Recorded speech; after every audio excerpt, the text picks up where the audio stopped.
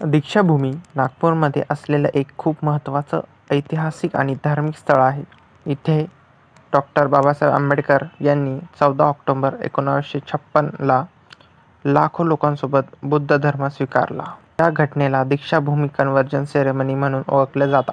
दीक्षाभूमीवर असलेला मोठा स्तूप हा एशियामधील सर्वात मोठ्या स्तूपापैकी एक आहे. दरवर्षी धम्मचक्र परिवर्तन दिनला लाखो लोक इथे येतात आणि बाबासाहेबांना श्रद्धांजली देतात.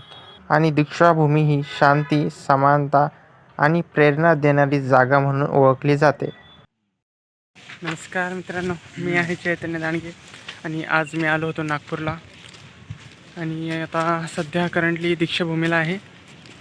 मी इथंच एक्सप्लोअर करू लागलो, आता बघू लागलो कुठे कुठे काय काय. आणखीन आल्यावर फ्रेशच झालो प्रयासपणेसोबत. आता मध्ये जाऊन बघूया. मित्रांनो, मी मध्ये गेलो होतो पण मध्ये शूटिंग अलाउड आहे. मी सांगतो मध्ये काय आहे. मोठा स्तूप आहे, डोम, बुद्ध स्टॅच्यू आहे गौतम बुद्ध यांचा, आणि डॉक्टर बाबासाहेब आंबेडकरांचे स्मारक आहे. कारण यांनी 14 ऑक्टोबर 1956ला त्यांनी इथे बुद्धिझमची दीक्षा घेतली होती. मध्ये एक मेडिटेशन हॉल आहे आणि अशी इन्फॉर्मेशन लिहिलेली आहे डॉक्टर बाबासाहेब आंबेडकरांच्या ओरिजिनल फोटोसोबत. बाहेर इथे एक खूप मोठे झाड आहे आणि इकडे एक जागा आहे.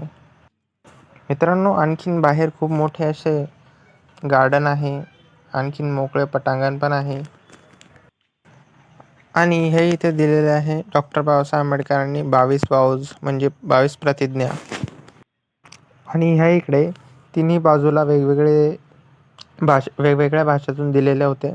इकडून इंग्लिश, इकडून हिंदी, आणि तिकडच्या साईडला गेलो नाही मी म्हणून काही माहीत नाही. तिकडून मराठीमधून लिहिलेली आहे वाटतं. आणि मग दुसऱ्या ठिकाणी गेल्यावर इथे एक स्टॅच्यू म्हणजे मूर्ती आहे डॉक्टर बाबासाहेब आंबेडकर आणि गौतम बुद्ध यांची. आणि दुसऱ्या बाजूकडून हे इकडे असं दिसत आहे दीक्षाभूमी. आणि त्याच्याच बाजूला असे मैदान आहे जे की खूप मोठे आहे आणि खूप गर्दी मावते इथे. आता थोडा टाईम झाला आहे